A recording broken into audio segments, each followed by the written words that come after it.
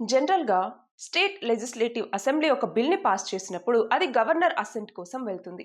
So, governor దాన్ని approve చేయొచ్చు, reject చేయొచ్చు, విత్‌హోల్డ్ చేయొచ్చు. అలాగే ప్రెసిడెంట్ అసెంట్ కోసం దాన్ని రిజర్వ్ చేయొచ్చు కూడా. సో, ఇవన్నీ కూడా ఆర్టికల్ 200 కింద ఆ పవర్స్ ఉంటాయి. అయితే ఒక బిల్లు గనక ప్రెసిడెంట్ కోసం రిజర్వ్ చేస్తే ప్రెసిడెంట్‌కి కూడా కొన్ని ఆప్షన్స్ ఉంటాయి. ఏంటి? ఒకటి రిజెక్ట్ చేయొచ్చు.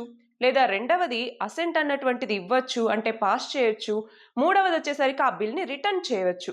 సో, ఇవి మన రాజ్యాంగంలోని ఏ ఆర్టికల్ కింద ఈ పవర్స్ అన్నటువంటివి ఉన్నాయి అన్నటువంటిది మీరు కామెంట్ సెక్షన్‌లో చెప్పండి.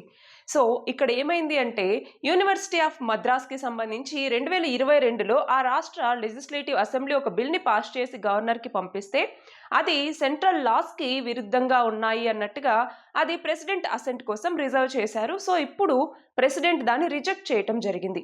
ఎందుకని? ఎడ్యుకేషన్ అన్నటువంటిది కాంకరెంట్ లిస్ట్ కిందికొస్తుంది మనకి. సో, సెంట్రల్ లాస్ ఏవైతే ఉంటాయో వాటిని వయలేట్ చేసేలాగా ఉండకూడదు. సో, ఇక్కడ యూజీసీ యూనివర్సిటీ గ్రాంట్స్ కమిషన్‌కి సంబంధించినటువంటి రూల్స్‌కి అతీతంగా ఉంది అన్నట్టుగా ఈ బిల్‌ని మళ్ళీ రిటర్న్ చేయటం జరిగింది ప్రెసిడెంట్. సో, ఇది ఫెడరలిజంకి సంబంధించి మనం ఒక ఇంపార్టెంట్ కేస్‌గా కూడా చెప్పొచ్చనమాట. సో, ఇప్పుడు ఏంటి? మళ్ళీ ఒకవేళ ఆ బిల్‌ని గనక మళ్ళీ యథావిధిగా తిరిగి పంపించినా లేదా ఏవైనా చేంజెస్ చేసి మళ్ళీ ప్రెసిడెంట్ అసెంట్ కోసం పంపిస్తే ప్రెసిడెంట్ దాన్ని పాస్ చేయాల్సినటువంటి కంపల్షన్ అన్నటువంటిది లేదు.